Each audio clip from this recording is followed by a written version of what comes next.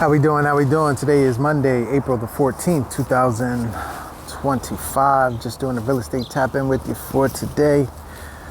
So interest rates are, back right about 7, if not, slightly over 7. So that's going to have a really big effect, on the market. We'll have to see, just how much buyer demand drops.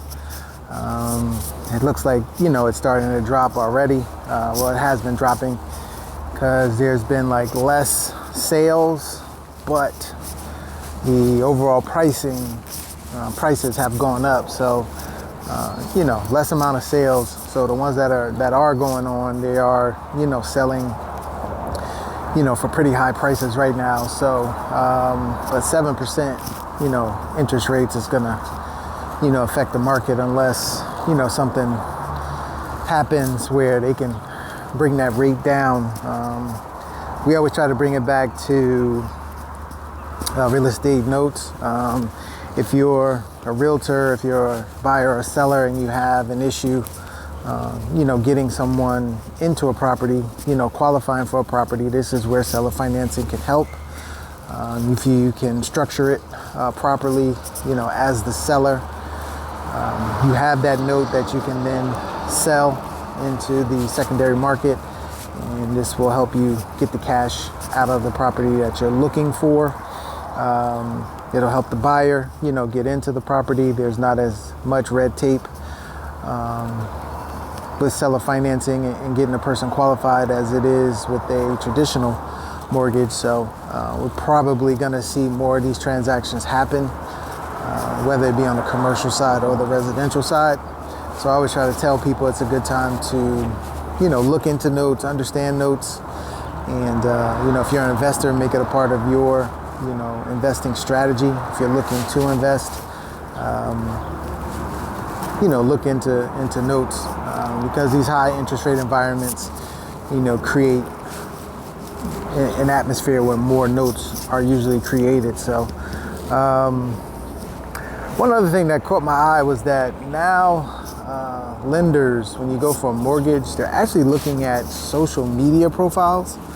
The article will be attached to this video if you want to take a look at it. I thought that was very interesting. They're trying to say that, obviously they don't make decisions, objective decisions based on what they see, but they are looking at your professional profiles to make sure that, what you presented in your application, it matches up to your professional profile. If they're looking at the professional profile, I'm pretty sure they're looking at your personal profiles, Facebook, Instagram, stuff like that. So, and it could affect whether you get approved or not. So I thought that was very interesting. And again, I think too, it's because of the tightening of credit availability. They want to make sure they're trying to get the best of the best right now to kind of navigate through this period that we're in. This is not like back in the day where all you had to do is have a pulse and a social security number and you can get a mortgage. Credit availability is pretty low right now. So this is just another step to make sure that they get the right person, that they qualify the right person. And another reason why, again, seller financing can kind of help out in this time.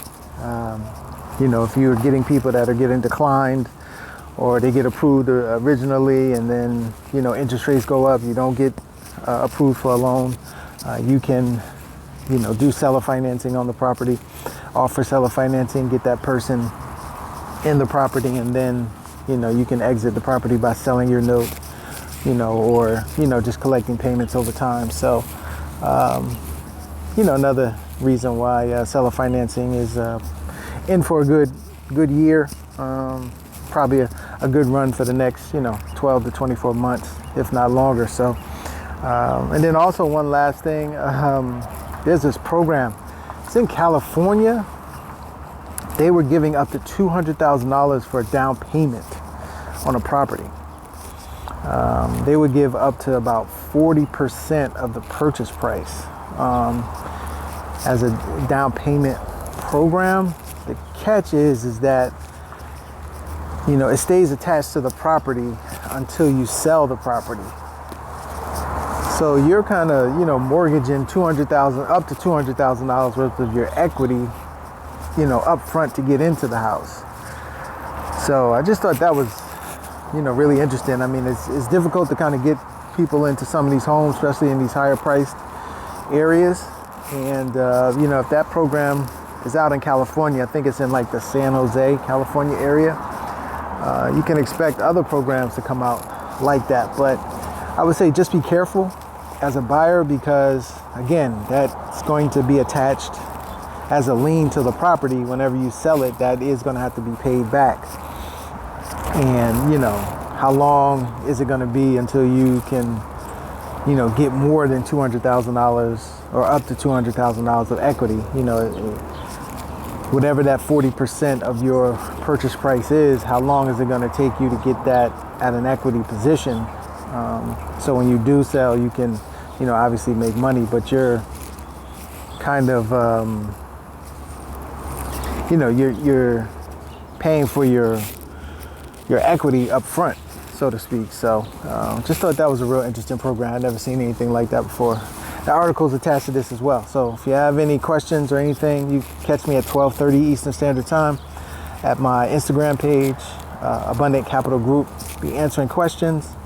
You want to talk about real estate notes, you know, join me at 12:30 Eastern Standard Time. And if, you know, we'll answer your questions and talk to you then. All right. Talk to you soon. Have a great one.